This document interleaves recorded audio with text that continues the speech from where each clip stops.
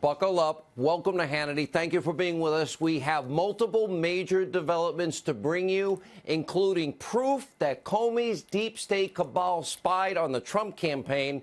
We have tonight breaking news, an admission from the Ukrainian embassy. In fact, the DNC did try to collude with their government during the 2016 election. We actually have evidence. We're going to show you how the Democratic Party is unraveling right before your eyes. Lawmakers, presidential candidates alike literally melting down because their Russia collusion fantasy, it's over. Anything from here on is just noise, nothing more noise.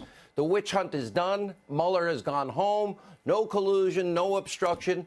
They lost, they lied, they conspired, they sent out conspiracy theories and hoaxes. And now the boomerang of justice is in full motion. We start tonight a breaking report from the New York Times, which might have actually gotten something straight for a change. Amazing. They even said, wow, the dossier might actually be Russian disinformation to influence the 2016 election, the one Hillary paid for. But according to the paper, their news tonight, deep state spying against the Trump campaign did occur.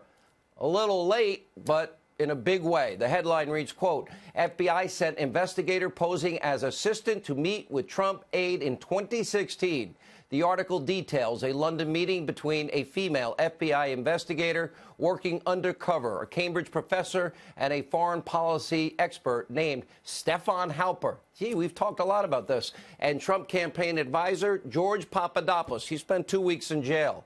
The meetup was supposed to be a foreign policy strategy session.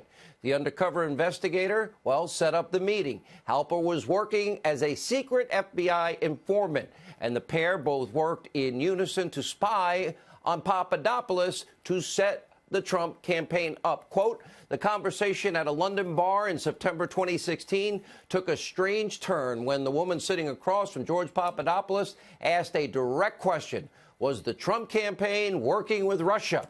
Keep in mind, Halper was also set up multiple meetings with Trump campaign aide Carter Page and Sam Clovis, and who was being wiretapped. Another way they spied on the Trump campaign by the FBI after the FBI Director Comey and others obtained that FISA warrant using Hillary Clinton's opposition research, which the New York Times is now suggesting could be Russian disinformation, the phony, unverified dossier, the dirty Russian dossier. Wow. It's all beginning to come into focus, as I've been predicting.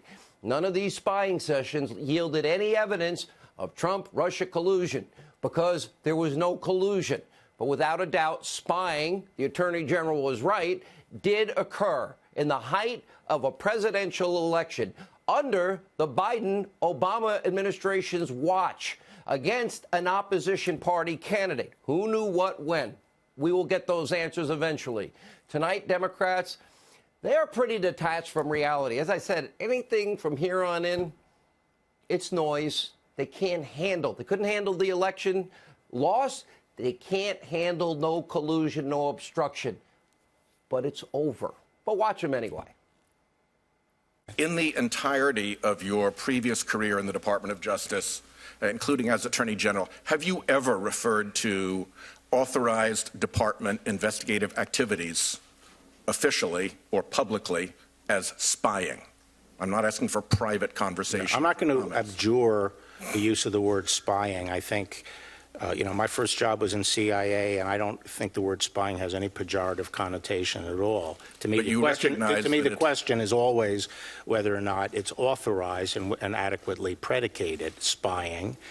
I think spying is a good English word that, in fact, doesn't have synonyms because it is the broadest word incorporating really all forms of covert intelligence collection. So I'm not going to back off the word spying. By the way, thank God for the great intelligence officers that serve we the people. They're protecting us every day, the 99%. Thank God for the premier law enforcement agency in the entire world, the FBI, the 99%.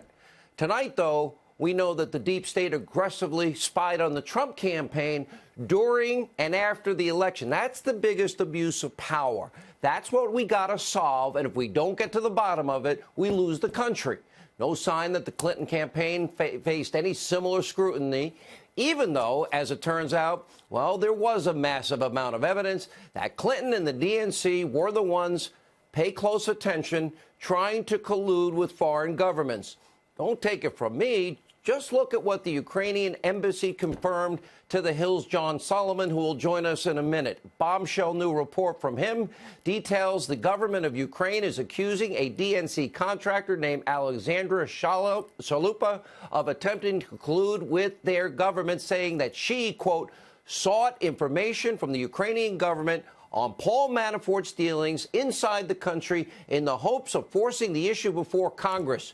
According to the ambassador's office, Shalupa also, quote, tried to arrange for the Ukrainian president to comment on Manafort's Russian ties on a U.S. visit during the 2016 campaign. Evidence. This comes after a Ukrainian court found that high-ranking officials inside its government sought to help Hillary Clinton win the election, and admission from Bruce Orr that a Ukrainian lawmaker was feeding phony anti-Trump dirt to Fusion GPS, the firm that, well, yeah, Bruce Orr's wife Nellie worked for, the firm responsible for the bought and paid for Russian lies to influence the 2016 election. Might have been Russian disinformation, according to the New York Times.